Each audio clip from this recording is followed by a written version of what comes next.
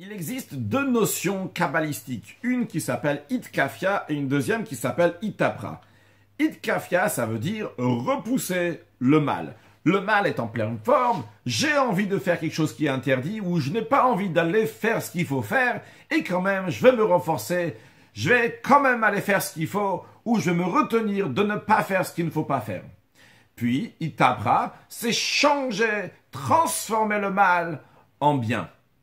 Ces deux notions, qui dans le service de Dieu sont là tous les jours, existent aussi dans les époques. Il y a l'époque de la sortie d'Égypte, lorsque le mal était encore là, et il fallait repousser le mal. Il fallait repousser l'Égypte, partir de l'Égypte. C'est la raison pour laquelle, qu'à la fête de Pessah, qui nous rappelle la sortie d'Égypte, on ne mange pas de chametz. Le chametz, le levain qui représente l'orgueil, l'ego qui représente le mal, le mauvais, car il faut s'éloigner du mauvais, il faut s'éloigner du mal, il ne faut pas manger donc de levain, ce qui représente l'orgueil.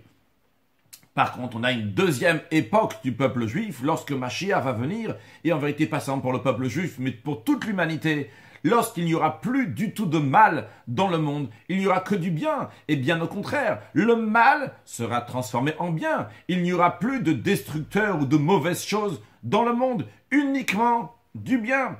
Donc, on comprend que l'époque de l'exil, c'est l'époque de Chametz, entre guillemets, donc l'époque du levain, dans lequel il y a du mal, et la venue du Mashiach, c'est l'époque dans laquelle il n'y a que du bien, le mal a été transformé en bien. Dans ces cas-là, la question se pose, quel va être le sens de faire la recherche du Chametz et d'éliminer le Chametz lors de la fête de Pessah, lorsqu'il y aura Mashiach? Lorsqu'il y aura Mashiach, il n'y aura que du bien. Donc, qu'est-ce que va représenter sur le plan spirituel cette recherche et éliminer le Chametz qui représente le mal? Il n'y a plus de mal. L'explication est la suivante. Dans le travail de Itkafia, lorsque quelqu'un repousse le mal, il y a un effort qu'il fait ici. Il s'annule, il se met de côté pour laisser la place à Dieu. Par contre, lorsque quelqu'un est dans un stade de Itapra, qu'il a transformé le mal en bien, il fait ça parce que c'est un plaisir de faire. Il comprend, il ressent et c'est la raison pour laquelle il sert Dieu.